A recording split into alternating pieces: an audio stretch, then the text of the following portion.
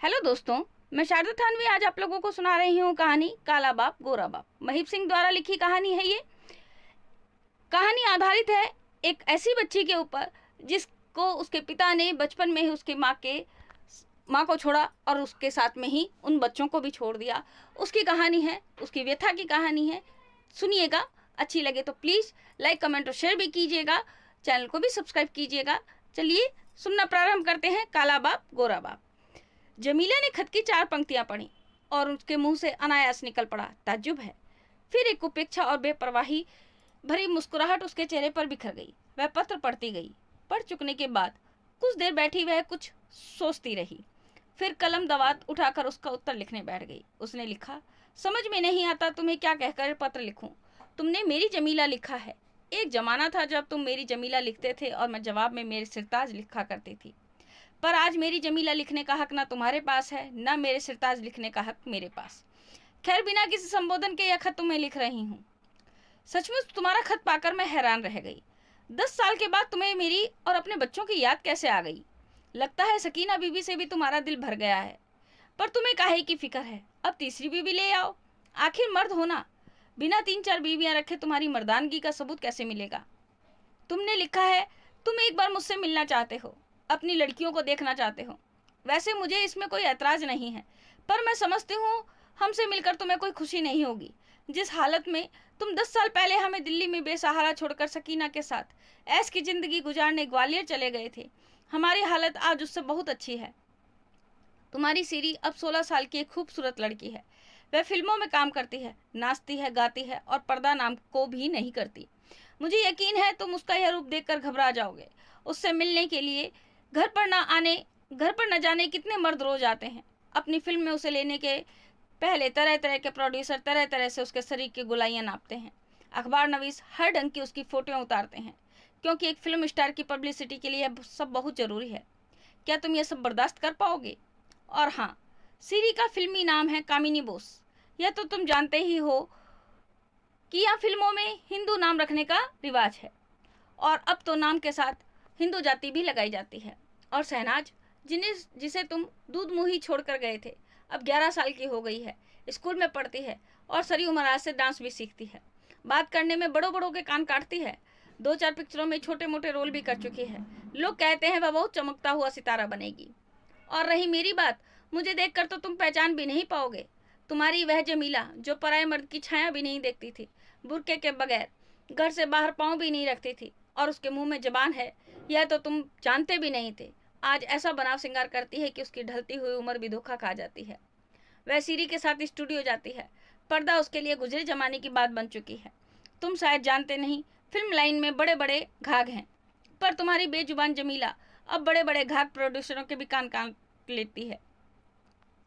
और आखिर में तुम्हें अनवर की भी बात बताती हूँ। मासूम जमीला को जब तुम दुनिया की ठोकरें खाने के लिए छोड़ गए, तब यही अनवर उसका सहारा बना। वह एक गोरा खूबसूरत नौजवान था, पर जिंदगी से नाउम्मीद। कई साल से वह मुंबई की फिल्म लाइन में अपनी किस्मत आजमा रहा था, लेकिन कामयाबी उससे कोसों दूर रही। उन दिनों वह किसी काम से दिल्ली आया। मेरी उससे मुलाकात हो गई। मेरा हाल जानकर उसने मुझसे शादी की पेशकश की। उस वक्त मुझे ताज्जुब हुआ था कि ऐसा खूबसूरत नौजवान भला मुझ जैसी बेसहारा 2 बेटियों वाली औरत से निकाह करने को क्यों तैयार है।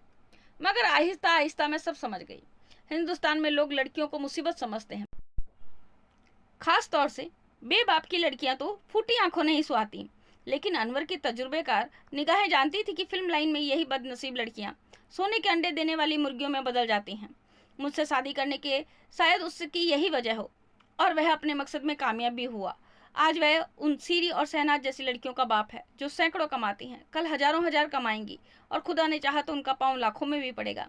लेकिन इतना मैं जरूर कहूंगी कि अनवर ने चाहे जिस खुदगर्जी की वजह से मुझसे शादी की हो, वह कभी नीरा खुदगर्ज नहीं रहा। सीरी और शहनाज को वह अपनी बेटियों की तरह ही प्यार करता है। दोनों लड़कियां उसे ही अपना बाप समझती हैं, और मैं तो उसके एक बेटी की माँ भी हूँ। अनीस 5 साल का होने वाला है। इतनी सब बातें जानकर भी तुम यहाँ आना चाहोगे। अगर आना चाहो तो मुझे कोई ऐतराज नहीं है। हाँ, एक बात तुम्हें जरूर बता दूं, तुम्हारी लड़कियों पर मैं ये जाहिर नहीं होने दूंगी कि तुम उनके बाप हो। और क्या लिखूं, किसी जमाने में तुम्हारी जमीला। खत लिखकर जमीला बेफिक्र हो गई। ऐसा खत पाकर भी यूनिस उससे या उसकी लड़कियों से मिलने आ सकता है, इसकी उसे जरा भी उम्मीद नहीं थी। परंतु उसके आश्चर्य का ठिकाना ना रहा जब उसने एक हफ्ते बाद देखा 10 साल पहले की यूनिस की हल्की हल्की पहचान बताने वाला एक काला बीमार और बूढ़ा सा आदमी दरवाजे पर खड़ा है। उस समय जमीला घर में अकेली ही थी। अनवर सीरी को लेकर शूटिंग पर गया था। शहनाज और अनीस स्कूल गए थे। नहा धोकर यूनिस बैठक में आ बैठा।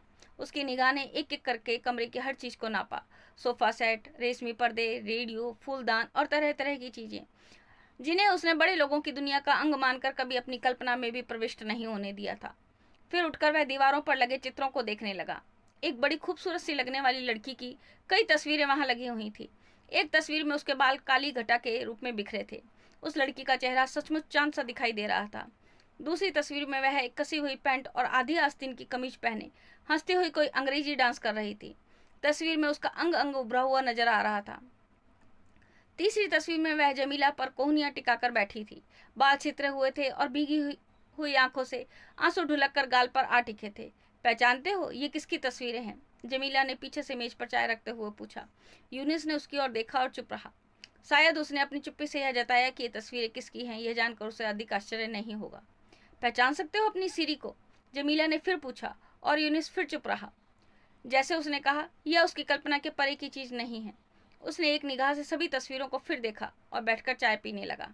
शाम को शहनाज स्कूल से आई तो यूनिस सोफे पर टांगे फैलाए बीड़ी पी रहा था। वह उसे घूरती हुई माँ के कमरे में चली गई और बोली, अम्मी कौन है ये बूढ़ा? बीड़ी की राख से सारा फर्श खराब कर रहा है। जमीला ने शहनाज को एक नजर देखा, फिर बोली, अपने मेहमान हैं बेटा। हाँ देख, एश ट्रे कहीं इधर उधर रखी होगी, उठाकर उनके पास रखाओ।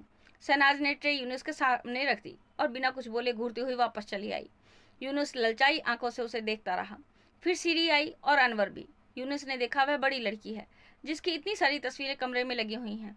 उसकी आंखों में 5 साल पहले की वह सीरी दौड़ने लगी जो गंदी सी फ्रॉक पहने अब्बा कहकर उसके पैरों से लिपट जाया करती थी। क्या यह वही सीरी है, उसकी बेटी सीरी?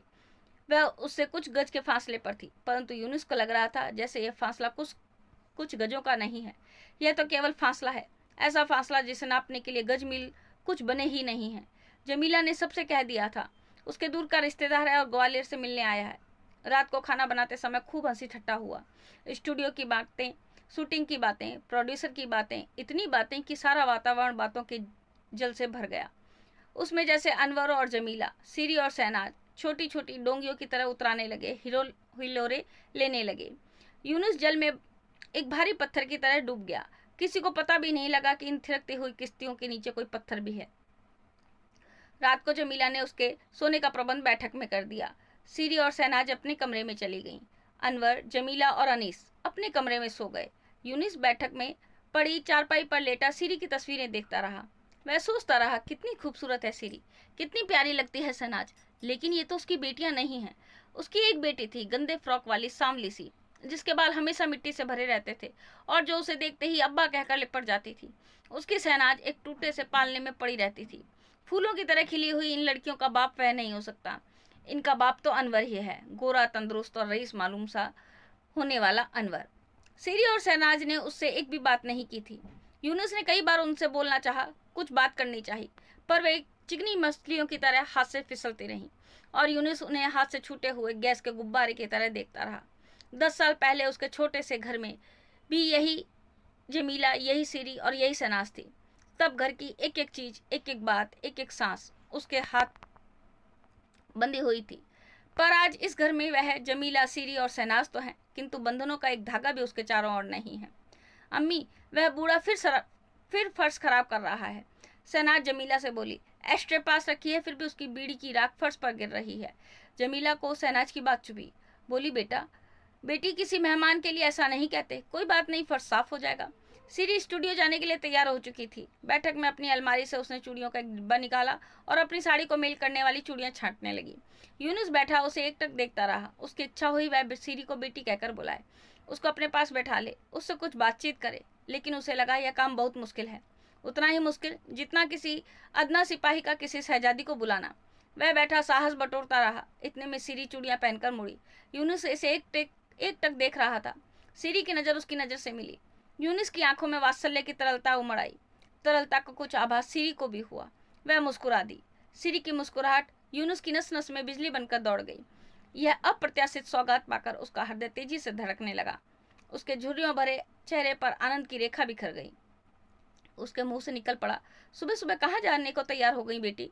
और फिर उसके चेहरे पर एक घबराहट फैल गई। उसे लगा उसने बहुत बड़ी बात कह दी है। सीरी उसी तरह मुस्कुराती हुई बोली, शूटिंग पर जा रही हूँ। और वह कमरे से बाहर निकल गई। यूनुस को लगा गहरी प्यास में ठंडे पानी की कुछ बूंदें उसके मुंह से गिर गई हैं। वह उठा और कमरे में इधर उधर टहलने लगा। फिर सीरी की एक तस्वीर के सामने वह रुक गया और उस देखने लगा। वहां से हटकर वह दूसरी तस्वीर के सामने जा खड़ा हुआ। बहुत देर वह तीसरी तस्वीर को देखता रहा। तीसरी तस्वीर देख चुका तो फिर पहली के सामने आ खड़ा हुआ, फिर दूसरी, फिर तीसरी। उसने तस्वीरों के कितने ही चक्कर लगा डाले। उसे लगा ठंडे पानी की बूंदों से उसका गला आर्द्र हो गया है। वह अलमारी के पास जा खड़ा हुआ। अलमारी के ऊपर कुछ किताबें रखी हुई थी। वह उन्हें उठाकर देखने लगा। किताबों पर शहनाज का नाम लिखा हुआ था। वह सोफे पर बैठकर उनके पृष्ठ पर पलटने लगा। ए बुड्ढे, मेरी किताब क्यों उठाई? यूनुस ने चौंक कर देखा। सामने गुस्से से लाल पीली शहनाज खड़ी थी। अम्मी देखो ना, यह बुड्ढा मेरी किताबें खराब कर रहा है। शहनाज रुआसी होकर माँ के कमरे की ओर देखती हुई बोली, अरे क्या है? कहते हुई जमीला उस कमरे में आ गई। यूनुस हक्का बक्का सा देख रहा था। शहनाज रोनी आवाज में बोल पड़ी, देखो ना यह बूढ़ा। चुप बदतमीज, जमीला फट सी पड़ी। अपने बाप को ऐसा कहते शर्म नहीं आती? बाप शब्द के जैसे सारे कमरे में कड़कती हुई बिजली की तरह कौंध गया। जमीला की जैसे सुध-बुध ही मारी गई। यह उसके मुंह से क्या निकल गया? यूनुस को लगा कहीं से उड़ता हुआ एक शब्द आया, उसके कानों से टकराया और उसे अनिश्चय के सागर में डुबोकर चला गया। और शहनाज हक्की बक्की सी टुकुर टुकुर देखती रही, कभी जमीला को और कभी यूनुस को। उसने एक नजर भरकर यूनुस को फिर देखा और फिर जमीला से बोली, यह मेरा बाप है? जमीला संयत हो चुकी थी। एक नमी सी उसकी आंखों में व्याप गई थी। बोली, हाँ बेटी, यह तेरे बाप है। शहनाज ने एक बार फिर यूनुस की ओर देखा और सहसा ही बोल पड़ी, नहीं नहीं, मैं ऐसा बाप नहीं लूंगी। हाँ। जमीला ने डांटा, पागल हुई है? शहनाज और मछली, यह बाप नहीं लूंगी। हाँ। सीरी को गोरा बाप देती है, अनीस को गोरा बाप देती है और मुझे काला बाप। मैं काला बाप नहीं लूंगी, नहीं लूंगी। वह फफक फफक कर रोने लगी, जैसे भाई बहन की तुलना में उसे एक बड़ा घटिया खिलौना दिया जा रहा है। उसके साथ बहुत बड़ा अन्याय किया जा रहा है। उसने यूनुस के हाथों से अपनी किताबें छीन ली और रोते हुए कमरे से बाहर निकल गई। कमरे की हवा का बोझ बढ़कर जमीला और यूनुस पर हावी हो गया। वे सुन से हो गए। जमीला चुपचाप एक कुर्सी पर बैठ गई। दोनों में से कोई कुछ नहीं बोला। काफी देर तक वे इसी तरह बैठे रहे। अंत में मौन यूनुस ने भंग किया। बोला, ग्वालियर जाने के लिए गाड़ी कितने बजे मिलती है? पंजाब मेल तो करीब 3 बजे जाती है और पठानकोट शायद रात के 10 बजे। जमीला ने छोटा सा उत्तर दिया।